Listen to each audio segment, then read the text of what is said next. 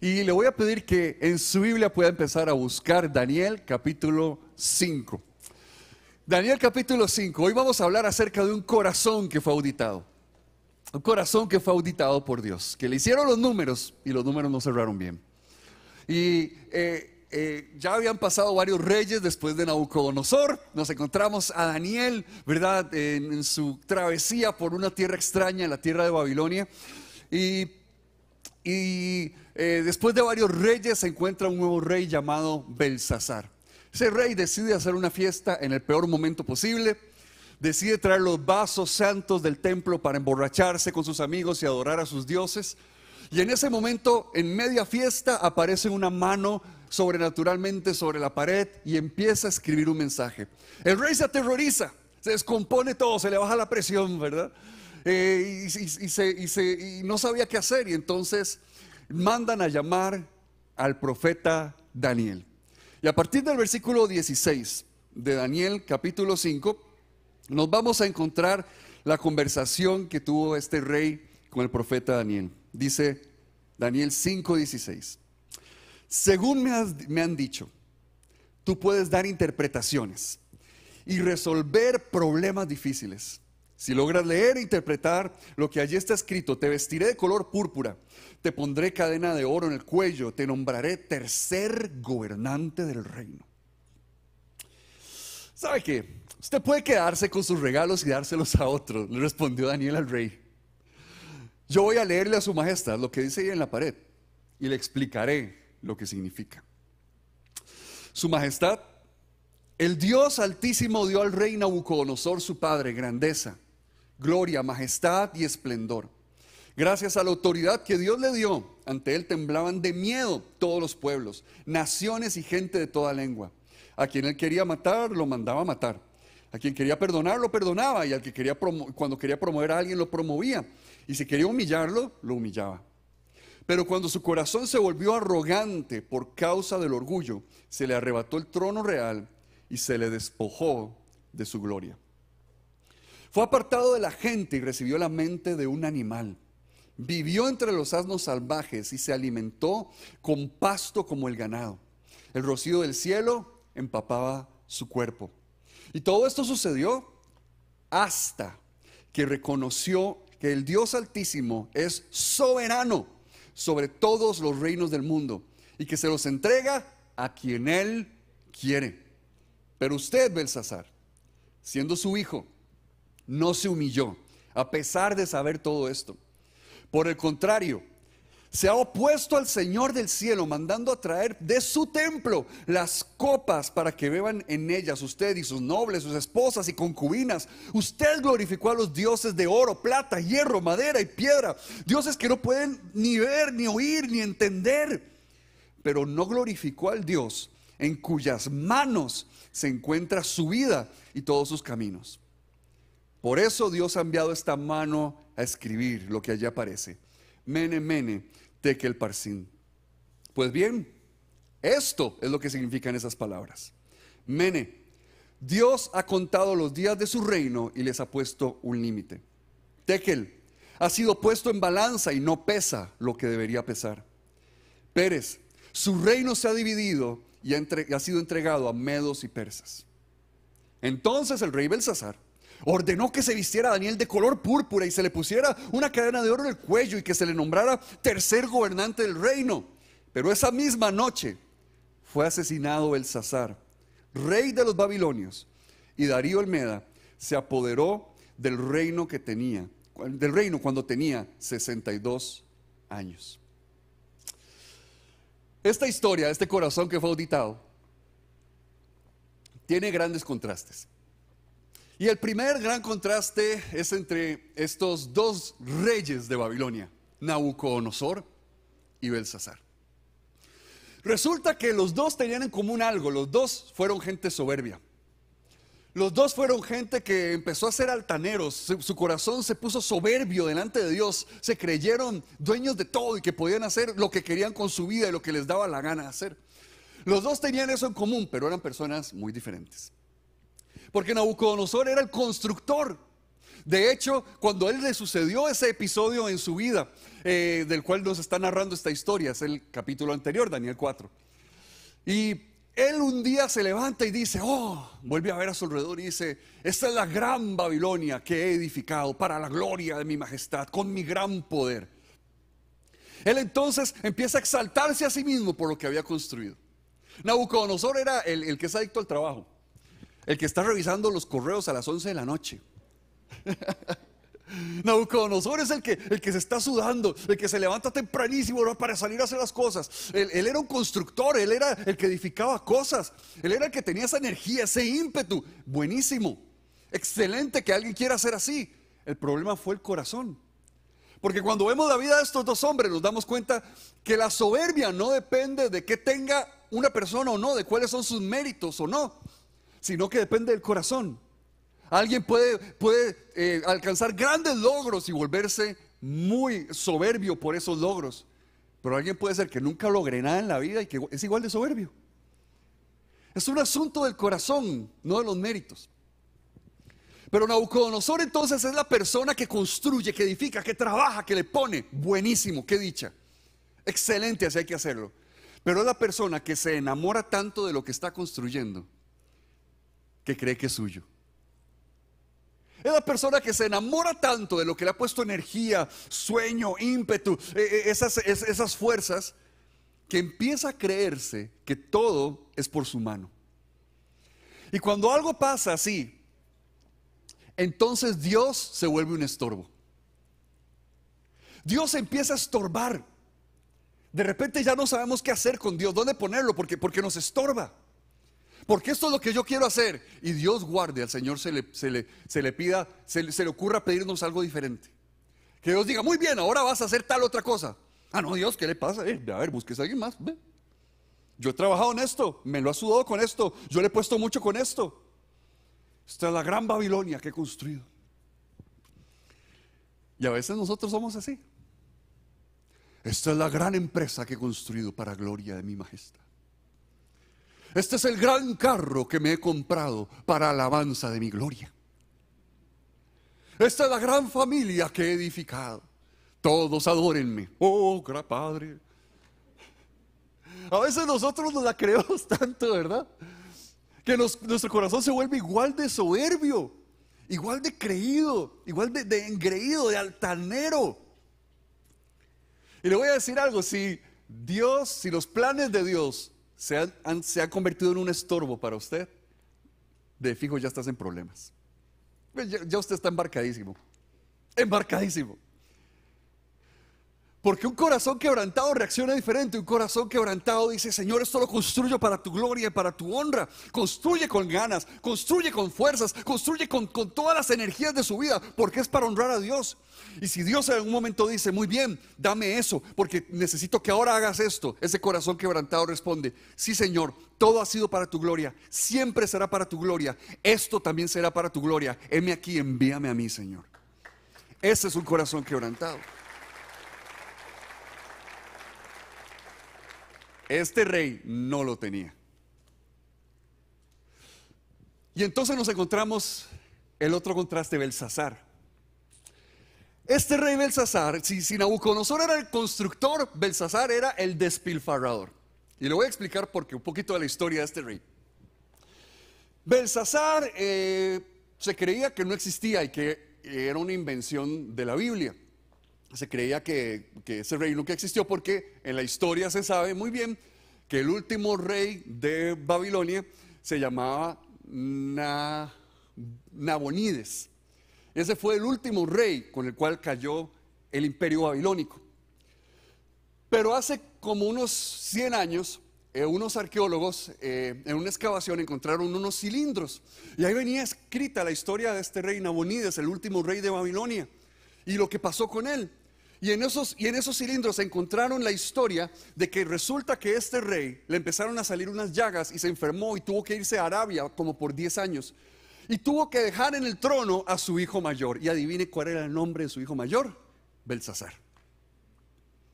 Entonces los arqueólogos se dieron cuenta que este rey sí existía, este rey del cual hablaba la Biblia.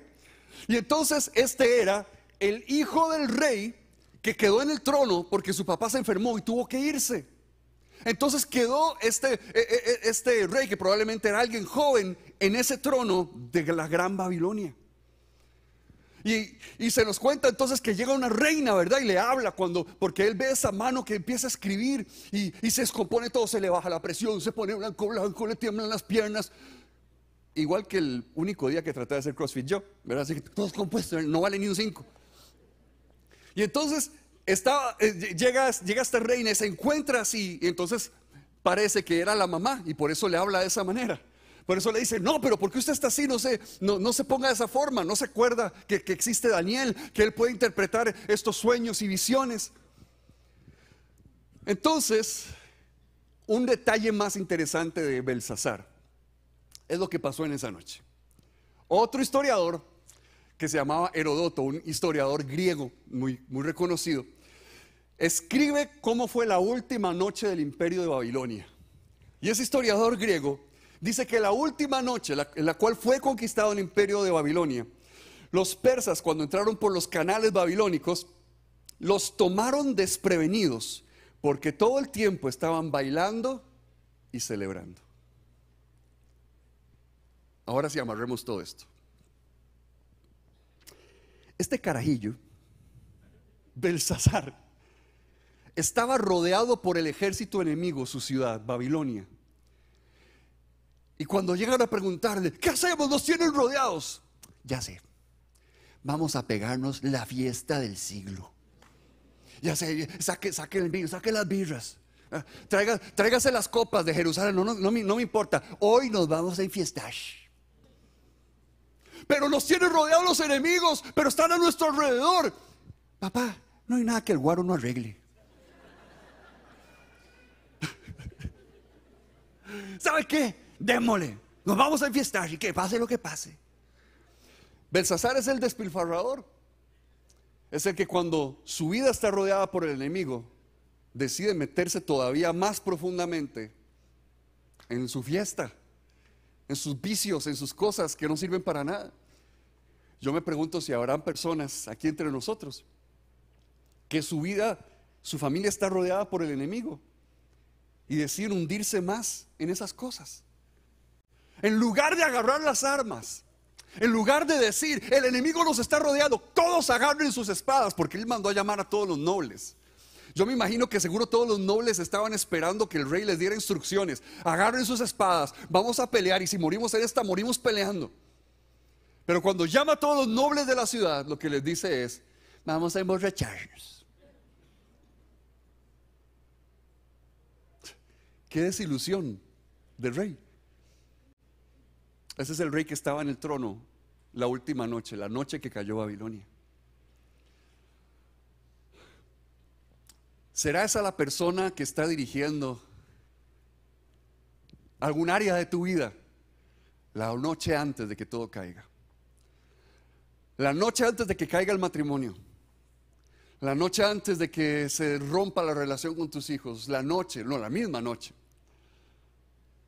La noche en la que se está decidiendo el futuro de tu llamado, de tu servicio a Dios. ¿Con qué actitud has enfrentado esa noche? Esa noche es decisiva. Pero muchas veces cometemos el error de hacer lo que hizo ese hombre. Devolviéndonos a Nabucodonosor, en el capítulo 4, él empieza diciendo, el versículo 2, les voy a contar las grandes maravillas y milagros que Dios ha hecho en mi vida. Y en el versículo 37 de ese capítulo, él dice, porque Dios humilla a los soberbios. Si usted va al discipulado de Nabucodonosor, ¿verdad? Y se sientan todos ahí, ¿verdad? Ok, vamos a sentarnos a compartir un rato, ¿verdad? Y se sientan todos ahí en el discipulado. Bueno, cuenten testimonios, chiquillos, ¿qué ha hecho Dios? ¿Verdad? Y cuenta alguien, uy, vea, mi amigo estaba en el hospital y ya salió, uy, gloria a Dios, qué lindo es el Señor, ¿verdad? Uy, yo oramos la vez pasada por trabajo y ya Dios me dio trabajo, uy, qué lindo, ¿verdad? Y llega el turno de Nabucodonosor. A ver, Nabucodonosor, contanos, ¿cuál es el testimonio? ¿Qué ha hecho Dios en tu vida? Les voy a contar las maravillas que Dios ha hecho en mi vida. Ya con voz de pastor, ¿verdad? Les contaré las proezas que el Rey de Reyes ha hecho a mi favor. La gente se le pararon los pelos de punta, ahora ya no sabe qué hacer.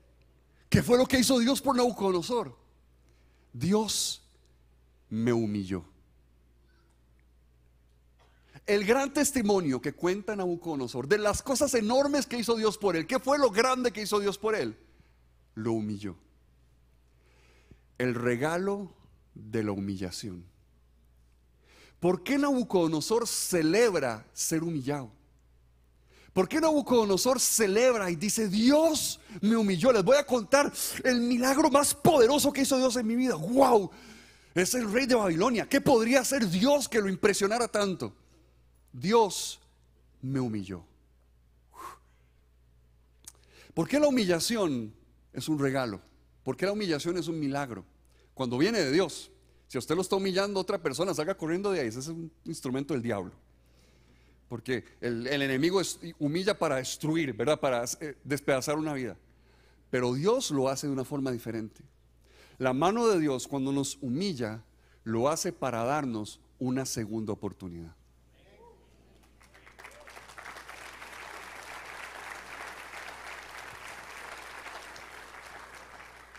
Porque esto es lo que pasa. La soberbia nos hace autoengañarnos. Y empezamos a creernos que somos todo. Empezamos a creernos que no necesitamos a Dios ni a nadie más. Y que de verdad podemos hacer lo que nos da la gana hacer con nuestra vida. Y cuando nos comportamos de esa forma, somos como Belsasar, trayendo los vasos santos para emborracharse. ¿Por qué? Porque el templo de Dios es este. Usted y yo, la Biblia dice que nosotros somos el templo de Dios. Así que ¿cuáles son los vasos santos que Dios ha puesto para servir en su templo, para honrar a Dios? Esos vasos santos son tu tiempo, son tus fuerzas, son tus finanzas, es tu sexualidad, es tu mente, es tu vida. Esos son los vasos santos que Dios ha puesto para honrarlo a Él, para servirlo a Él en su templo. Pero estás usando tu tiempo, tus finanzas, tu sexualidad, tus fuerzas para emborracharte a ti mismo de tu poder y tu gloria. Nos empezamos a engañar y no vemos nuestros errores, no vemos nuestras fallas. Nos empezamos a cerrar cuando nos volvemos soberbios y no nos damos cuenta de lo que estamos haciendo. Por eso Nabucodonosor necesitó ese momento de humillación, porque sus ojos fueron abiertos y volvió a ver al cielo y dijo: solo hay un Dios soberano. ¿Y qué pasó cuando él lo reconoció? Regresó al trono. Esa es la diferencia entre Nabucodonosor y Belsasar. Este segundo rey de Babilonia nunca reconoció su error. Después de que Daniel le da esas palabras, le interpreta su sueño, este rey debió haber dicho: Señor, perdóname, de verdad usé tus vasos santos. Daniel, dediquemos estos vasos de nuevo al Señor. Todos tomen sus espadas, tómense un café, ¿verdad? Espabiles, ¿verdad? No sé, pero vamos a luchar, vamos a pelear. Él nunca se arrepintió. Y esa es la gran diferencia. Por eso la humillación es el milagro más grande que un soberbio pueda recibir, porque le está dando una segunda oportunidad de retomar aquello que Dios le ha dado. Y si algo nos enseña Nabucodonosor, es que la soberbia nos hace portarnos como animales. Porque literalmente eso fue lo que le pasó a ese rey. Se empezó a portar como un animal. Y eso es lo que hace la soberbia. Nos hace hacer animaladas, tonteras. La gente soberbia hace las cosas más tontas de la vida. Usted ha conocido gente soberbia, estoy seguro. O hemos escuchado historias, ¿verdad? De esa gente soberbia.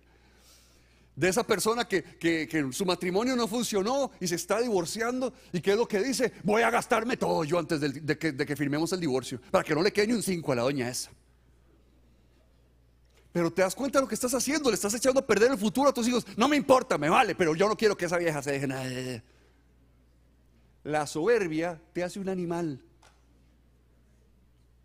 La soberbia, el orgullo, te hace tomar las peores decisiones, que era lo que Belsasar estaba haciendo. El ejército nos rodea, ¿qué hacemos? Emborrachémonos. Porque eso es lo que hace un corazón soberbio. Se vuelve tonto.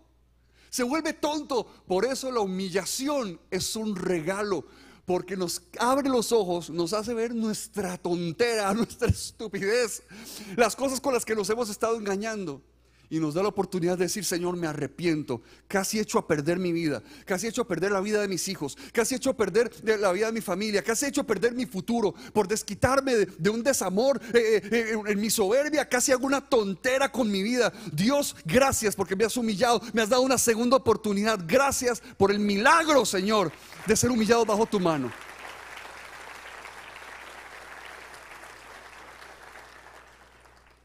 ¿Qué diferencia?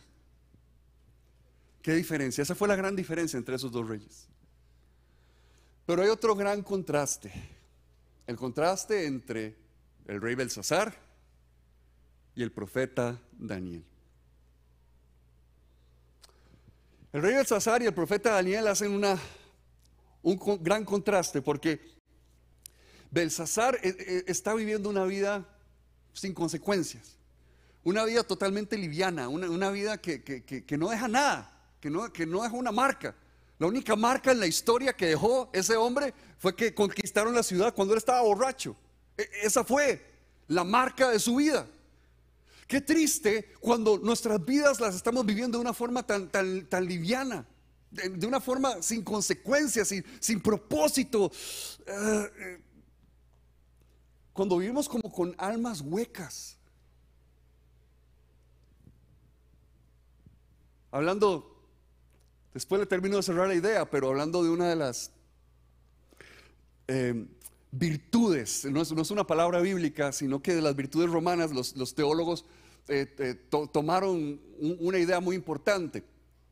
Y una de ellas es el levitas. El levitas es el alivianar la vida. Porque hay momentos donde sí, uno está muy cargado, ¿verdad? Muy estresado, y uno necesita reírse un rato, pasear un rato, disfrutar un rato. Pero el problema es que Belsasar hizo de eso su estilo de vida.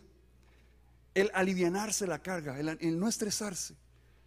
Y lo triste es que la vida que él estaba viviendo es como el ideal que hoy nos están vendiendo, y todo el mundo se desea eso. Todo el mundo dice: hoy yo quiero de verdad lograr hacer no sé qué, pegarme la lotería de alguna forma en las redes sociales, y que ya poder retirarme joven y ya no tener que trabajar, ya no tener que hacer nada, ya poder hacer lo que yo quiera con mi vida, con mi tiempo. Esa era la vida del rey Belsasar. Esa era la vida que él estaba viviendo. Y la vida que él estaba viviendo era un simple cascarón, vacío, sin ninguna consecuencia, simplemente ahí flotando por la vida. No atravesaba la resistencia de la vida, no hacía nada por salir adelante. Era una vida liviana.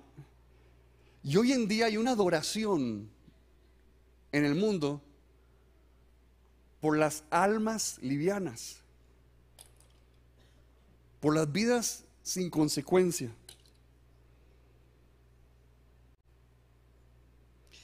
Y nos creemos la mentira de que para eso fuimos creados, y que la forma de disfrutar la vida es esa. Como Belsasar, la ciudad está rodeada, pues peguemos la fiesta. Vidas que no van a ningún lado, vidas que no hacen una diferencia, vidas que no penetran más allá, no van más allá. Esa era la vida que él estaba viviendo. Y eso es lo que muchas personas anhelan para su vida, anhelan para ellos. Por eso, qué gran contraste con Daniel. Está este rey que probablemente era muy joven. Está ahí borracho. Está descompuesto ahora porque se le bajó la presión, ¿verdad? Está ahí todo blanco, le temblaban las piernas. ¿Qué es eso que está escrito? Manden a llamar a Daniel. Mandan a llamar al profeta Daniel, y entra Daniel. Ya en este momento habían pasado varios reyes. Él tenía como 80 años.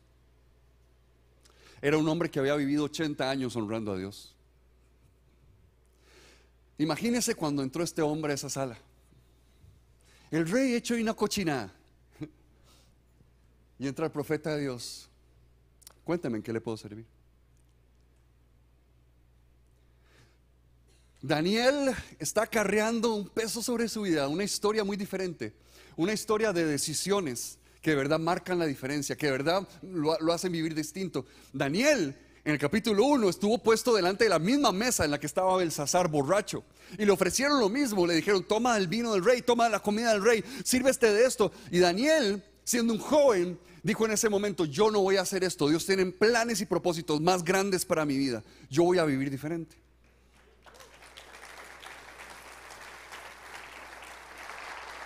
Y ahora nos lo encontramos a sus 80 años, el rey ebrio, él siendo una persona sobria, el rey asustado y aterrorizado con la ciudad sitiada, y él estando seguro en los propósitos de Dios. Qué vida tan diferente. ¿Por qué anhelamos tanto vivir así, cuando Dios nos ha llamado a vivir como el profeta Daniel? A vivir con una seguridad que sí, en la vida van a haber muchas crisis, las ciudades serán sitiadas, los reinos caerán y se levantarán, habrá planes que funcionen y no funcionen, pero Dios no nos ha llamado a vivir como el cuadro de ese rey. Dios nos está llamando la atención para que vivamos como lo hizo Daniel, para que en los momentos de mayor crisis nuestro corazón esté seguro, nuestra vida está centrada, porque sabemos que Dios está con nosotros. Daniel nos demuestra que todas las decisiones que tomamos acarrean un peso que se va acumulando en nuestra vida, un peso para bien, un peso que hace que nuestra vida se vea diferente, se vea distinta. Porque esa es la gran diferencia cuando vemos a la vida de Daniel. En Daniel nosotros vemos a esa persona que tiene un peso en sus palabras, un peso en sus decisiones. Yo me imagino que en su misma presencia, cuando él entró a ese lugar, algo tenía que suceder, algo tenía que verse en la vida de él. Y por eso, precisamente, la palabra que Dios da, que escribe esa mano, es una palabra que está hablando de pesos, de cómo se pesaba el dinero, de cómo se pesaban los metales preciosos, las monedas de ese entonces. Y entonces lo que se cree es que las palabras están relacionadas con la forma en la que escribían las monedas en Babilonia, ¿verdad? Entonces había una que se llamaba el mena, que valía más o menos 50 shekels, 50, 60 shekels, y por eso dice tekel, que se piensa que es una forma aramea de escribir eso. Y está el pérez, que valía medio mena. Entonces se ven, el rey ve un mena, un shekel y 2 pérez. Y se le está hablando en los términos que el rey maneja todos los días, pero no está logrando entender cuál es el mensaje que Dios le está dando. Y ahí es entonces donde se aparece Daniel con esa presencia en su vida y le dice estas palabras, y le dice: Mene, Dios ha contado los días de tu reino y les ha puesto un límite. Tekel, ha sido puesto en la balanza y no pesa lo que debería pesar. O sea, era una falsificación. Pérez, tu reino se ha dividido y se ha entregado a medos y persas. ¿Qué le estaba diciendo Dios a ese rey? Le estaba diciendo: esto es lo que prometiste y esto es lo que has estado dispuesto a entregar. Se te dio algo que valía esto, pero solo has estado dispuesto a vivir de esta manera. Quedaste debiendo. Te voy a amar en riqueza, en pobreza, salud, enfermedad, hasta que la muerte nos separe. Es que yo quiero jugar PlayStation todo el día, entonces me voy a divorciar porque siempre es un problema. Hágase hombre, ya.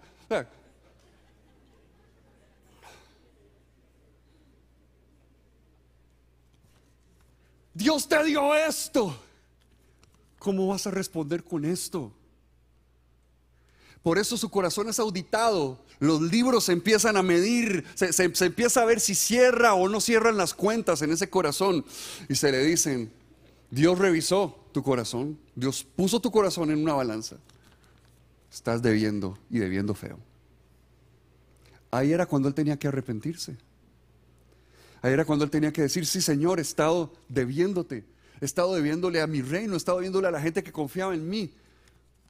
voy a cambiar, yo puedo vivir a la altura de esto, pero él no lo hizo. Y entonces, ¿qué dijo Dios? Esto debía ser tuyo. Esto fue lo que yo te entregué. Así que lo que va a pasar es que lo que debía ser tuyo va a ser repartido a alguien más. Lo que yo había puesto para que fuera en tu mano, se lo voy a entregar a alguien más, lo voy a repartir. ¿Cuántas veces nosotros vivimos estilos de vida endeudados? Dios te dio una familia, Dios te dio un llamado, Dios te dio un discipulado, Dios puso en tus manos un sueño, el trabajo por el cual le oraste tanto a Dios y llevas toda la semana llegando tarde. La familia con la que Dios te bendijo. ¿Será que le estás debiendo a tus hijos? ¿Será que Dios te bendijo con tus hijos? Y eso es lo único que les has dado. Estás en deuda con ellos. ¿Será que Dios tiene un propósito, un llamado para tu vida? Pero es que estoy cansado y llueve mucho en estos días, entonces no puedo llegar a servir. Todo el mundo quiere las bendiciones. Cada promesa valiosa de Dios, no todos están dispuestos a poner el esfuerzo que ameritan y la honra que ameritan.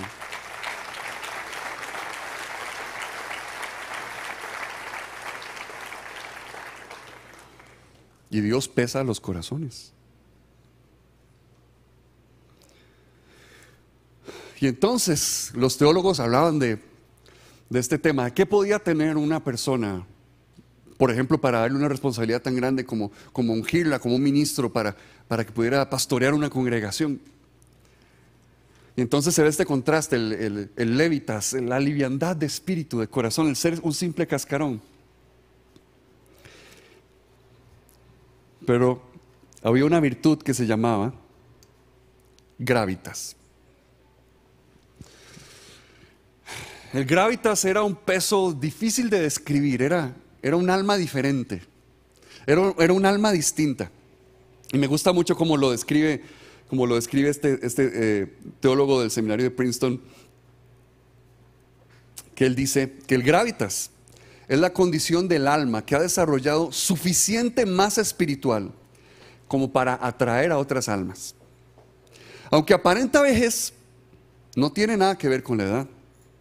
Se forma por las heridas que han cicatrizado, fallas que han sido redimidas, pecados que han sido perdonados y aguijones que se han asentado en la carne.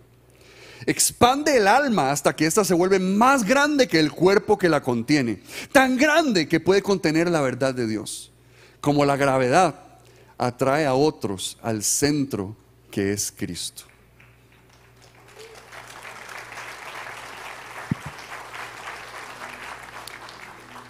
Nosotros vivimos en un mundo que idolatra a los cascarones. Pero Dios llama a sus hijos a que en un mundo lleno de almas huecas, sé que suena muy feo decirlo, pero almas huecas sin peso, puedan haber corazones de peso, con profundidad, que atraviesan la resistencia, gente que su vida deja una huella, una consecuencia, personas que marcan una diferencia. Gravitas.